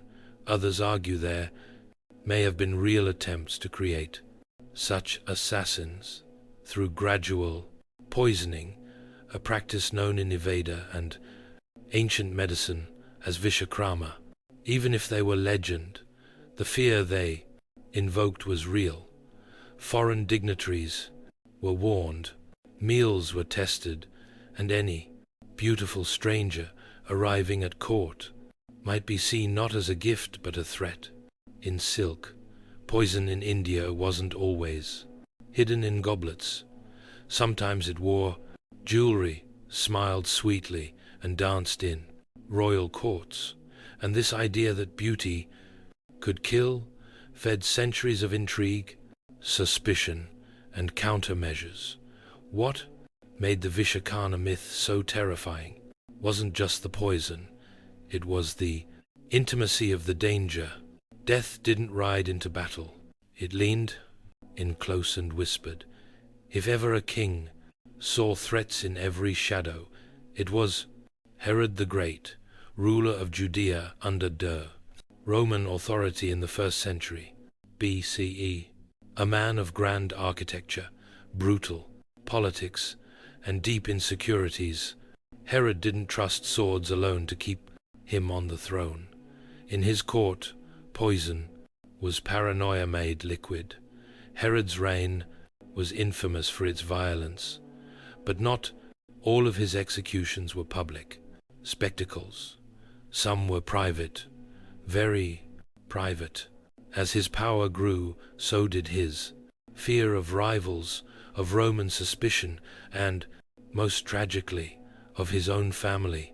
His wife, Mariam, a Hasmonean princess of noble blood, was once the love of his life. But Herod became convinced wrongly that she plotted against him. She was executed, so were her mother, her grandfather, and eventually his own sons. According to Josephus, the ancient Jewish historian, Herod had Mariam's sons poisoned in secret under the guise of Roman justice. They were popular, legitimate heirs with royal Jewish blood, and that made them dangerous. Herod couldn't allow any future coup to have a noble figurehead. The poisonings didn't stop there. Herod used informants, interrogators, and yes, poisons to quietly eliminate anyone who even appeared disloyal. Ministers, servants, relatives. Some were drugged to induce confessions. Others were simply removed with no explanation, their illnesses blamed on divine wrath or bad air. Poison allowed Herod to rule with surgical cruelty. It didn't stir public unrest like crucifixions or beheadings. It was clean, it was discreet, and it sent a message. No one was untouchable, not even those who shared his bloodline. Herod's obsession with poison extended beyond assassination. In his final days, racked with disease and madness, he feared his own death would go unmourned. He ordered that prominent Jewish leaders be gathered and executed upon his death to ensure there would be national grief. Thankfully, that order was never carried out, but the paranoia that filled his court had long poisoned his legacy. In the grand halls of Pipolis, amid golden columns and carved reliefs of warriors and lions, another battle was unfolding, one not of armies, but of whispers and goblets. In the Immersion Empire, where kings ruled continents, poison became a tool of refinement, elegant, deadly, and often invisible.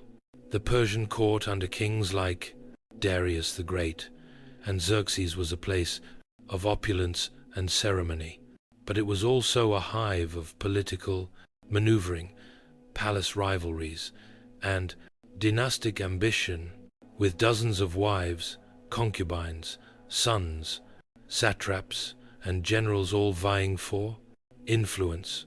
Poison was the quiet equalizer. Historical records from Greek sources, especially the ever-dramatic Herodotus, tell of assassination plots. Cloaked in luxury, food tasters were standard practice, and kitchens were locked down like military zones. The mere suspicion of poisoning was enough to see a cook or cupbearer executed on the spot. One infamous figure was Begoas, a Persian eunuch and court official who rose to immense power under Artaxerxes III in the 4th century BCE. According to accounts, Begoas poisoned not just his enemies, but the king himself, and then installed a puppet monarch only to poison him too when he proved difficult. Begoas controlled the Tens court not through armies, but through apothecary jars. Persian knowledge of herbal medicine was advanced, and so was their understanding of toxins. From ate to arsenic, they experimented with subtle agents, slow-acting substances that mimicked natural illness, or fast ones that struck like lightning. Poison wasn't just a method of execution, it was an art form of discretion. Because in Persia, power was built on appearances. To kill publicly was to risk scandal. But poison let the empire breathe easily, while its enemies died quietly in their beds. A noble would go to sleep, feeling victorious, and never wake. Even Alexander the Great's death, which occurred shortly after conquering Persia, was rumored to be from a poison derived from Eastern knowledge, slipped into his wine during a banquet in Babylon. Whether true or not, the suspicion reveals the reputation Persians held for invisible warfare.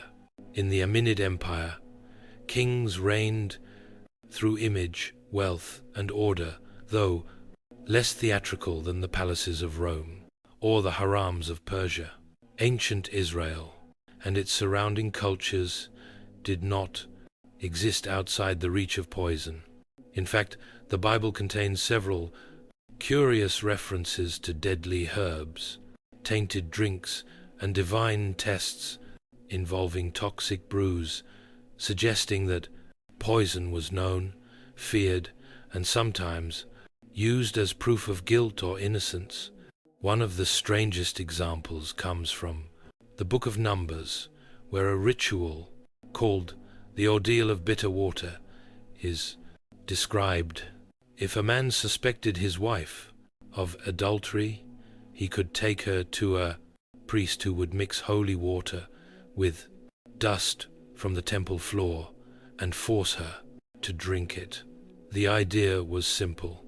If she was guilty, the cursed drink would swell her belly and curse her womb. If she was innocent, nothing would happen. This wasn't just divine intervention. It was an early form of trial by poison, a dangerous liquid used not to kill outright, but to provoke a reaction and extract truth. Elsewhere in Scripture, poison appears more metaphorically, but still with dark weight. In Deuteronomy, the land of Israel is warned against worshipping false gods, with threats that the people's food and water would be cursed. Gall and wormwood, both known in antiquity for their bitterness and toxicity. In Job, poison is compared to injustice, and in the Psalms, the wicked are said to have poison under their tongues, a symbol of deception and deadly intent. There's also Herod, who appears in the Blank New Testament and whose reputation for poison we covered earlier, linking biblical history with the greater story of toxic politics in the ancient world. While we don't see dramatic assassinations by poison in the core biblical texts, the awareness of its power was certainly there. The Hebrews lived among empires where poison was a courtly art, and they adapted their own legal and spiritual interpretations to fit that dangerous reality. Across the empires of antiquity, from the halls of Athens to the sands of Egypt, from the palaces of Rome to the forests of India, one weapon remained universal, elegant, and terrifying: poison.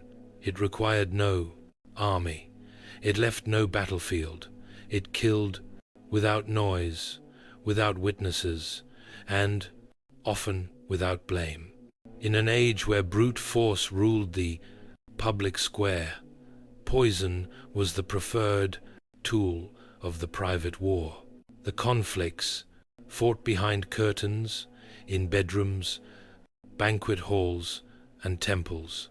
It was a political equalizer, a whisper of death, where a shout might bring chaos. But poison was more than a method. It was a message. In ancient times, to die by the sword was honorable. It meant you were a threat worth confronting openly. To die by poison, however, was something else entirely. It meant someone close to you, someone trusted, had made a choice. Poison always involved betrayal. A servant, a spouse, a cupbearer, a family member. It turned every bite into a gamble, every goblet into a test of loyalty. The ancient world respected poison's subtlety. Philosophers saw it as a symbol of fate, of punishment, of power, disguised as grace. Religions invoked it as divine judgment, and rulers used it to maintain the illusion of peace while quietly rewriting their bloodlines.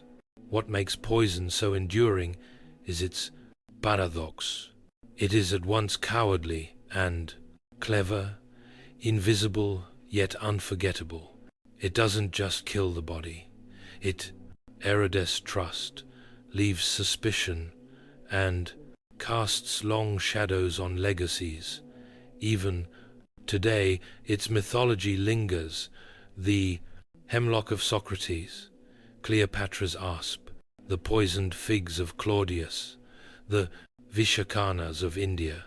These are more than deaths, they are parables, reminders that in the theatre of power, the deadliest actors are often those who never take the stage. Poison has no face, no voice, no armor, but in ancient history, it shaped dynasties, rewrote successions, and whispered through every corridor of power. It was, and still is, the perfect assassin. It all began with wood, dust, and ingenuity along the banks of the Nile. In ancient Egypt, land of pyramids, priests, and precision, protecting one's possessions was more than practical. It was symbolic. Whether it was grain, stored for famine, papyrus scrolls, hidden in temple chambers, or treasures, entombed with a pharaoh, access had to be controlled, and for that they invented something revolutionary: the pin tumbler lock. Dating back as early as 2000 BCE, these were the world's first known mechanical locks. Carved entirely from wood, the device was rudimentary by modern standards, but conceptually brilliant. The lock consisted of a horizontal bolt that slid into a frame to secure a door. The bolt had holes drilled into it, and when it was pushed into place, a set of vertical pins dropped down into those holes from above, locking it shut. To unlock it, you needed a key, but not just any key. This early Egyptian key was a large wooden instrument, often resembling a toothbrush with pegs. When inserted into the lock top, the key lifted the pins out of the bolt holes, allowing the bolt to slide open. No brute force, no chisel, just design and gravity. This was more than just a gadget. It was a philosophy of protection. For the Egyptians who believed in order, Mahat over chaos is fed. The idea of regulating access, of closing a chamber, of choosing who enters and who does not, carried deep meaning. Locks were used in homes, temples, and tombs. Pharaohs were buried with sealed chambers, sometimes with locked doors and false passages. Security wasn't just about possessions, it was about eternity. What's astonishing is how familiar this technology feels. The basic pin and key concept behind the wooden Egyptian lock still exists in modern metal locks today. Pins dropping into holes, keys lifting them into alignment. It's a 4,000-year-old idea, unchanged in principle. Though the wooden mechanisms eventually decayed and few original keys survived, the design was so effective it spread. It whispered its way from Egypt to the Greeks, then to the Romans, and eventually the rest of the world. Before tumblers clicked and bolts slid into place, there were seals, the silent sentinels of ancient Mesopotamia. In the cities of Babylon and Nineveh, locks, as we know them, weren't yet common, but the people of Mesopotamia had already developed a remarkably effective way to secure, authenticate, and restrict access. Their solution wasn't mechanical, it was symbolic. Enter the cylinder seal. These small, intricately carved cylinders were worn around the neck or wrist like a ring or pendant. Each seal was unique, a personal signature, often etched with mythological scenes, animals, gods, or even cuneiform inscriptions. To use it, A person would roll the cylinder across a soft surface of wet clay, leaving behind a long impression, a kind of ancient barcode. Seals were used to close jars, secure doorways, and protect caskets. If someone tried to break in, the clay seal would crack, making tampering obvious. More than that, the impression itself verified who had closed the container or room. You didn't need a key to open it. You needed a reason to break the seal. It was primitive, yes, but also incredibly effective in a society where reputation and official marks carried enormous weight. In temples, priests sealed sacred storerooms with their personal sigils. Merchants sealed contracts. Even kings used seals to lock away correspondence. Entire economies operated under the authority of this little carved token. Security in Mesopotamia wasn't about denial of access through force, but about proof of legitimacy. If the seal was intact, the contents were safe. If it was broken, something was wrong. The seal system also introduced another radical concept: identity as security. The seal wasn't just a tool, it was a mark of trust, authority, and often legal power. Lose your seal, and you didn't just misplace a tool, you lost your name. It's no exaggeration to say that these cylinder seals were the earliest form of two-factor authentication. Not a password, not a PIN, but a physical artifact that said, "This is mine, and only I have the right to open it." While the Mesopotamians relied on seals, and the Egyptians mastered wooden pin locks, the ancient Greeks brought a new kind of craftsmanship to personal security. With their growing cities, private homes, temples, and treasuries, the Greeks began to develop more compact, durable, and practical locking mechanisms, and with them came the rise of the locksmith, a specialized trade in the ancient world. Greek locks were a step forward from Egypt's bulky wooden designs.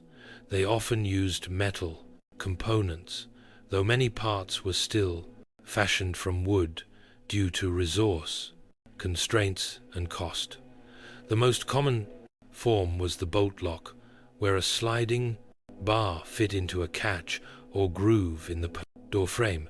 It was secured in place with a metal pin or peg and could only be released using a specially shaped key, often made of bronze or iron. But Greek keys weren't the small pocket versions we know today. These were long L-shaped rods, sometimes nearly as long as a human forearm. To unlock the door, the key was inserted into a vertical keyhole and used to lift and manipulate internal pins or pegs, allowing the bolt to slide free. The motion was both physical and symbolic. To carry a key was to carry authority, and to use it was to assert control over a space. Temples used locks to secure votive offerings. Wealthy citizens locked chests filled with coinage or jewelry. Even public buildings had secured archives and store rooms. The technology wasn't widespread.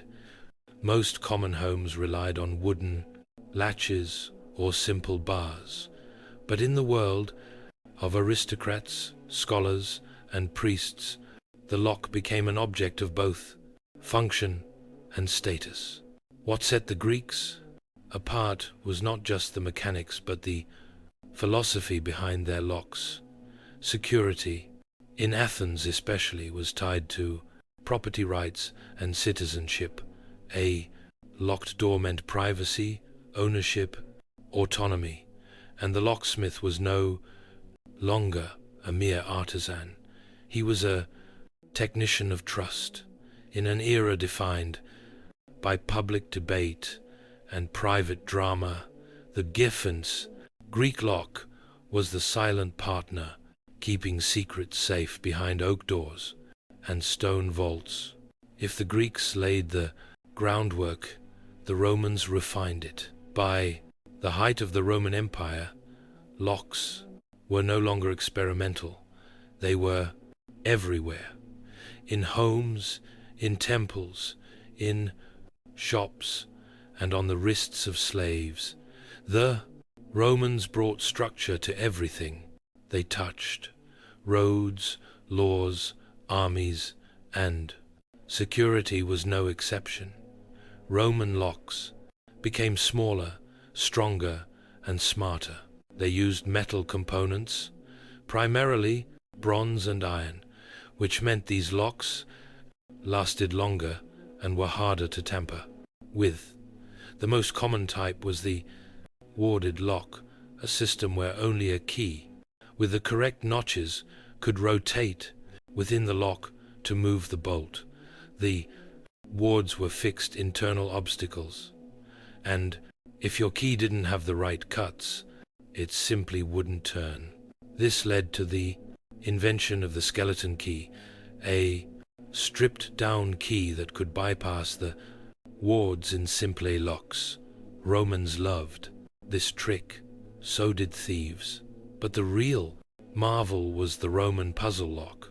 Small, intricately crafted mechanisms, often built into boxes or chests. These locks required not just the right key, but sometimes a sequence of movements or pressure points to unlock. Some even used false keyholes to throw off would-be intruders. These were the ancient world's version of a combination safe. Roman keys themselves were often small and elegant, sometimes worn as rings, a convenient blend of utility and jewelry. It was common for Roman citizens to wear their keys on their fingers as a status symbol. If you had a key, it meant you owned something worth locking up.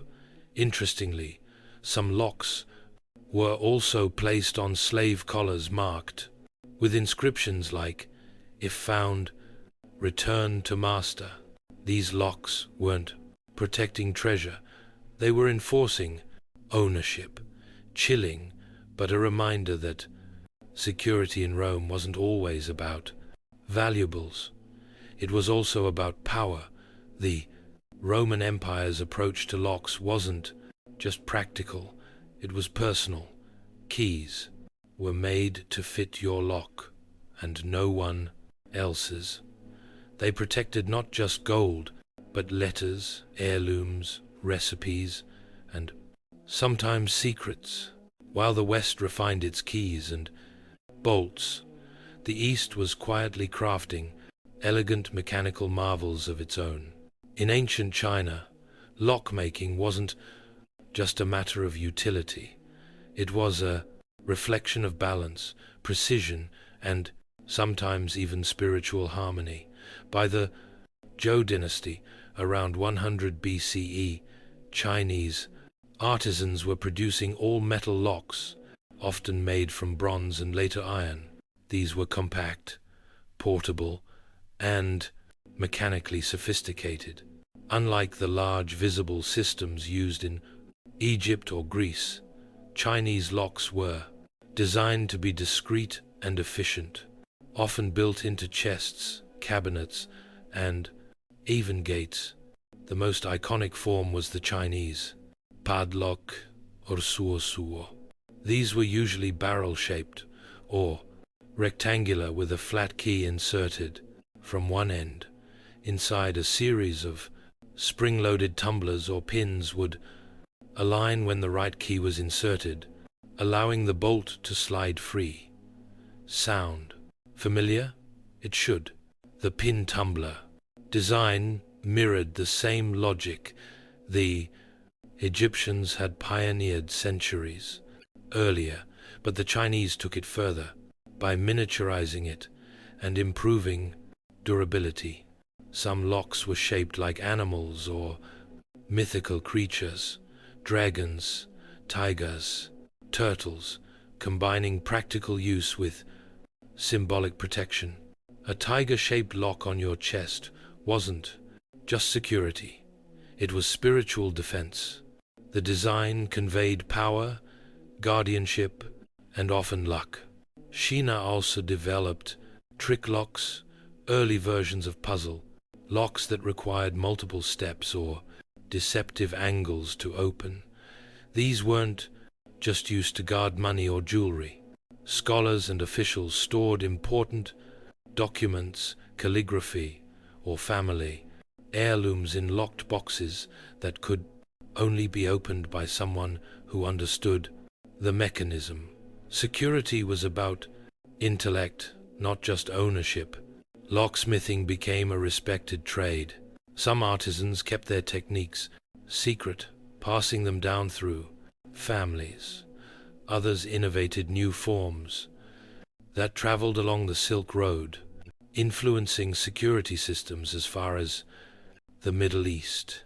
In the heart of ancient India, amid temples, scrolls, and intricate palace corridors, security was treated not merely as protection, but as art, ritual, and sometimes even spiritual safeguard. Though India's ancient locks haven't survived in as large numbers as Roman or Chinese counterparts, references in Sanskrit texts and archaeological finds suggest that by the time of the Maurya Empire, around 300 BCE, mechanical locks were not only in use, they were evolving in clever and culturally distinct ways. Indian locks were often used to secure temples, treasure rooms, and storage chests, many of which contained not just wealth, but sacred relics or royal documentation. These locks were primarily metal, small in size, and employed internal levers or pin systems, some using sliding tumblers, similar to Chinese and Roman designs. But ancient Indian ingenuity took a special turn towards camouflage security. Carved wooden panels in temples and royal palaces would sometimes conceal hidden compartments or false drawers, protected by secret trigger locks that only a select few knew how to operate. A push in the right spot, a twist of a carved leaf, and a panel would spring, open or shut. Some of these mechanisms still baffle modern restorers, built with such precision and mystery that they border on architectural riddles. Sanskrit texts like the Artha Shastra, a political and economic treatise from the Maurya era, detail the importance of guarding information, treasure, and royal property using secret rooms, double doors, and disguised locks. These weren't just mechanical, they were psychological. The idea was not only to keep intruders out, but to prevent them from even realizing something needed protecting. Locks in India were also deeply symbolic. A temple gate might be locked not just for security, but as part of a ritual cycle, opened only on auspicious days. Certain lock designs incorporated lotus, flowers, serpents, or sacred geometry, acting as both deterrent and blessing. In Indian philosophy, protection wasn't always about confrontation. It was about redirection, illusion, and wisdom. In the misty forests and icy fjords of ancient northern Europe, locks weren't simply tools of convenience. They were statements of territory, symbols of ownership, and at times charms against the unknown. Among the Celts, whose societies flourished across Iron Age Britain and Gaul, security was more practical than ornamental. Their homes and granaries often relied on heavy wooden bars, iron door rings, and sliding bolts. Yet archaeological digs at Celtic sites have unearthed padlocks and keys, often simple in design, but made with surprising precision. Early evidence of iron-forged, warded locks, much like those used in the Roman world. It's likely that these technologies spread through contact with Roman traders or occupying forces. But for the Celts, protection wasn't always mechanical, it was spiritual. Homes were guarded with charms, symbols, and ritual markings on thresholds to ward off not just thieves, but spirits. A locked door may have kept out raiders, but a carved trizzel or hanging amulet was meant to keep out mischievous fairies or vengeful ghosts. In their worldview, security wasn't just physical, it was cosmic. The Norse, too, took locks seriously, especially when it came to storage and seafaring. Viking ships and chests were often equipped with iron padlocks designed to withstand weather, theft, and sabotage. Some Norse keys were found with burial goods shaped like serpents, axes, or even miniature Thor's hammers. These were both functional tools and symbols of authority. To carry a key was to own, command, and protect. Women in Viking society often held the prominenter's keys to the household quite literally. Archaeological finds show women buried with elaborate key rings and belthung lockpicks. In a way, the key wasn't just about entry. It was status, trust, and identity. Interestingly, Norse mythology itself touches on locking and unlocking. The gods used runes to seal doors, and certain spells were designed to bind or unbind fate, echoing the symbolic power of locks beyond the physical world. So, while the North may not have had the ornate puzzle locks of Rome or the philosophical elegance of China, their locks told their own story, one forged in iron, tradition, and superstition. As the Western Roman Empire crumbled, the Byzantine Empire rose in the east, carrying forward Roman engineering and its love for locks. But Byzantium didn't just preserve ancient designs. It refined them, combining Roman mechanics with Eastern elegance while passing on security technology into the Islamic Golden Age. Byzantine locks were often miniature masterpieces, their padlocks shaped like animals, crosses, or abstract patterns were made from bronze or iron and used advanced ward systems that required precisely cut keys. Many Byzantine locks incorporated rotating bolts, spring-loaded mechanisms, and false keyholes, laying the groundwork for modern puzzle locks. The tradition of wearing keys as badges of status continued. Bishops and abbots often carried ceremonial keys to churches and archives, emphasizing access as sacred privilege. But it was in the Islamic caliphates, especially during the Abbasid era, that the science of security blossomed into both art and innovation. Building on knowledge from Persia, India, Greece, and Rome, Islamic craftsmen elevated lockmaking to a highly respected trade. The Abbasids, ruling from Baghdad, developed extremely sophisticated lock systems, some with 4 or 5 internal levers, intricate tumblers, and even early combination mechanisms. Their padlocks were both beautiful and cunning. Brass locks, shaped like lions, fish, or birds were not only functional, they were statements.